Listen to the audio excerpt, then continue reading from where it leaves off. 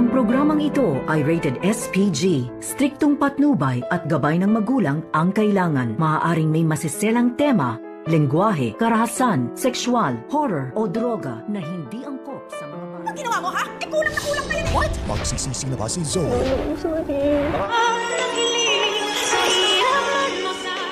Ngayong Lunes, masasaksihan na nga ni Zoe ang ginawa ni Balahadya at Moira dito kay Lolo Pepe. At dahil dito, hindi matutuwa itong si Zoe na sabihin dito kay Moira na kung bakit sinaktan nila ang kanyang lolo.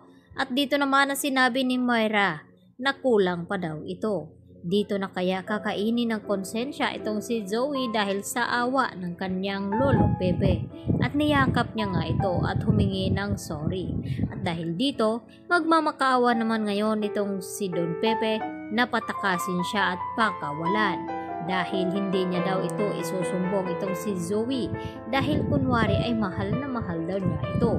Gagamitin ni Don Pepe itong kahinaan ni Zoe nang sa ganun ay tuluyan na nga siyang makatakas dito.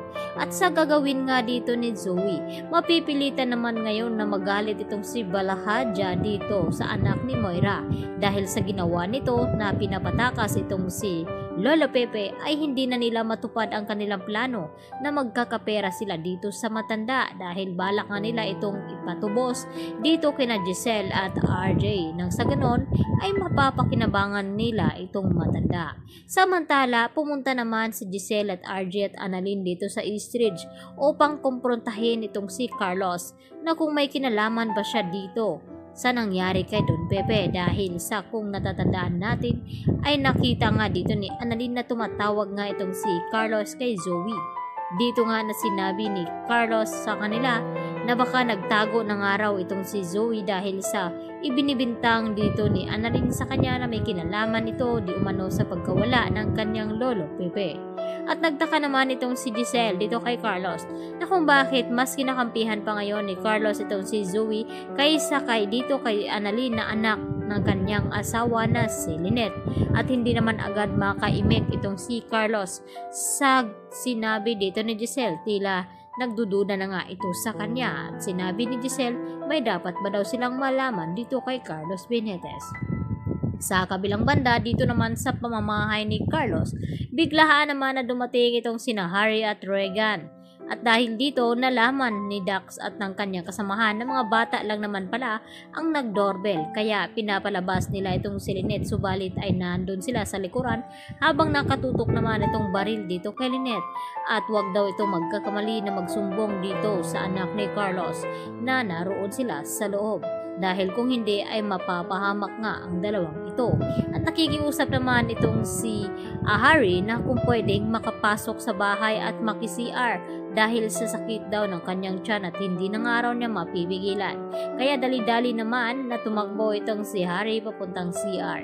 Kaya dito kaya mabibisto ni Harry na may nangyayaring hindi maganda sa loob ng pamamahay ni Carlos at baka hingi nga ba sila ng tulong o baka mas manganib ba lalo ang buhay dito nila Harry at Regan at Lynette dahil sa kagustuhan na magkakapera nga itong si Dax at ng kanyang kasamahan upang papalabasin na akyat bahay ang nangyari dito sa kanila. At dito nga napilit na hinihingi ngayon ang combination number dito sa vault naman ni Carlos at wala namang maibigay itong si Lynette dahil hindi daw sinasabi ni Carlos kung ano daw itong combination number. Kaya sinabi ni Dax na kung hindi naman sila makukuha ng pera dito kay Carlos ay sa bangko na lamang sila kukuha dito kay Lynette. Kaya mapipilitan na nga ba na ibigay lahat ni Lynette itong kanyang pera dito kay Dax at dito sa kanyang kasamahan dahil yun nga ang utos dito ni Moira. Dahil kung hindi ay tinatakot nila itong si Lynette na sasaktan daw nila itong si Annalyn na anak nga dito ni Lynette.